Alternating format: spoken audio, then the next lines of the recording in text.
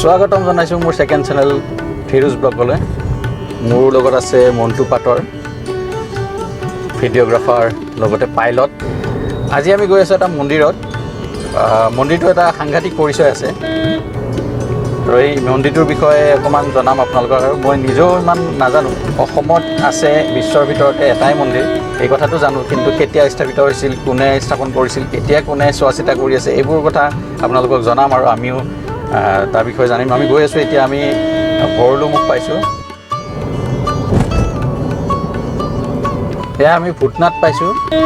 ভূটনাথৰ পৰা অকণমান আগত গৈ ৰাইট চাইডে মন্দিৰটো, মানে এইখিনি কামাখ্যা গেট পৰিব।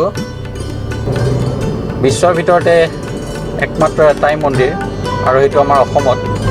এইটো আমাৰ কাৰণে গৌৰৱৰ কথা। সেয়া ৰাইট চাইডে আহি পালোঁ। মোৰ পিছপিনে থকা এই বিশ্বকৰ্মা মন্দিৰটো হৈছে বিশ্বৰ একমাত্ৰ মন্দিৰ। আমি ভিতৰত যাব চেষ্টা কৰিম। তাৰ আগতে মই দেখিছোঁ নতুন গাড়ী এখন কিনি, এল্ট' এখন কিনি। আচ্ছা, এই মন্দিৰটোৰ বিষয়ে আপুনি কি জানে বা এনেই? মন্দিৰটোত মই এনেকৈ আপোনাৰ মানে মই অহা যোৱা কৰোঁতে দেখা পাওঁ, কিন্তু মানে আজিলৈকে অহা নাছিলোঁ। আজি ফাৰ্ষ্ট টাইম আহিছোঁ। ধুনীয়া পৰিচয় এটা আছে, জানে? হয় হয় হয়, এনেই শুনি আছোঁ, মানে বিশেষ সিমান এটা ভালকৈ নাজানো। মন্দিৰ আমাৰ মানে গুৱাহাটীৰ ভিতৰত মই মানে থকা বুলি জানো, আৰু এটাই আছে। আৰু সেইটো আমাৰ অসমৰ কাৰণেও গৌৰৱৰ কথা। হয় হয়, নিশ্চয় নিশ্চয় গৌৰৱৰ কথা। গাড়ী কেতিয়া কিনিলে? গাড়ী যোৱাকালি আনিছে। আচ্ছা আচ্ছা, মোৰ নহয়, দাদাৰ গাড়ী। আচ্ছা আচ্ছা, সেইকাৰণে আজি পূজা কৰিব আহিছে। আজি পূজা কৰিব। বাৰু যি নহওক, উপায় নাই, কালিতো আৰু বিশ্বকৰ্মা অকণমান ভিৰ হ'ব পাৰে, আৰু এনেকুৱা পৰিস্থিতিত আৰু মানে ভিৰৰ মাজত থাকিবও ইচ্ছা নাযায়। সেইটো কাৰণে আজিয়ে আহিলোঁ, পূজা কৰি যাওঁ। বাৰু আমি মন্দিৰটোৰ ভিতৰত দেখুৱাব চেষ্টা কৰিম।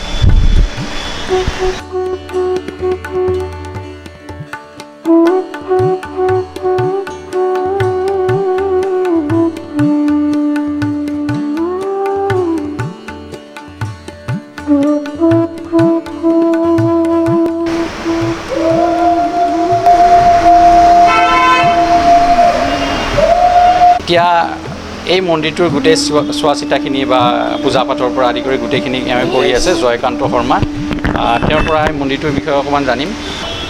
56 তোমাৰ এই স্থাপিত হয়, ভৱকান্ত শৰ্মা নিজে মাটিত কৰে, আৰু 1965 চনত পকীকৰণ হয়। কৰিছিলে স্বৰ্গীয় ভৱকান্ত শৰ্মা। তেখেত আপোনাৰ মোৰ ককা দেউতা। আপোনাৰ ককা দেউতা আছে, আৰু এই ককা দেউতাৰ পৰাই আপোনালোকে গোটেই পৰিয়ালটোৱে, গোটেই ফেমিলিটোৱে এনেকৈ আপোনাৰ চোৱা চিতা কৰি আহি আছে।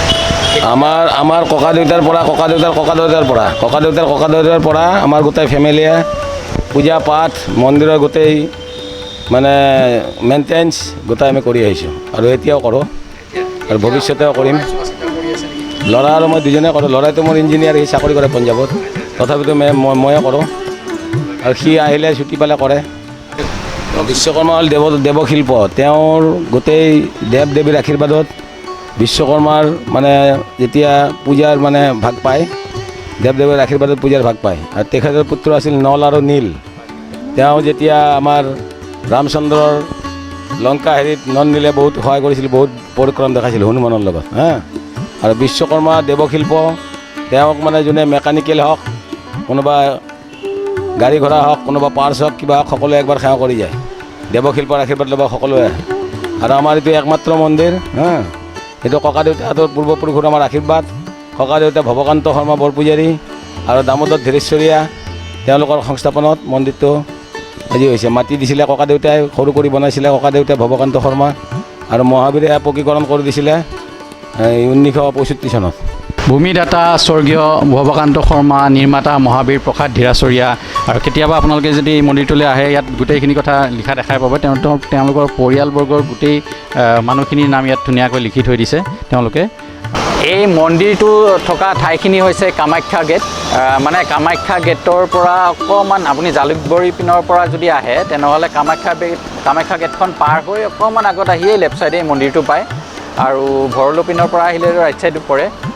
মন্দিৰটোৰ পৰিচয়খিনি আপোনালোকক জনালোঁ, বা কোনে ইয়াক স্থাপিত কৰিছিলে, কোনে এতিয়া চোৱা চিতা কৰিছিলে, সেই গোটেইখিনি কথা আপোনাক জনালোঁ, আৰু আপোনালোকক জনালোঁ।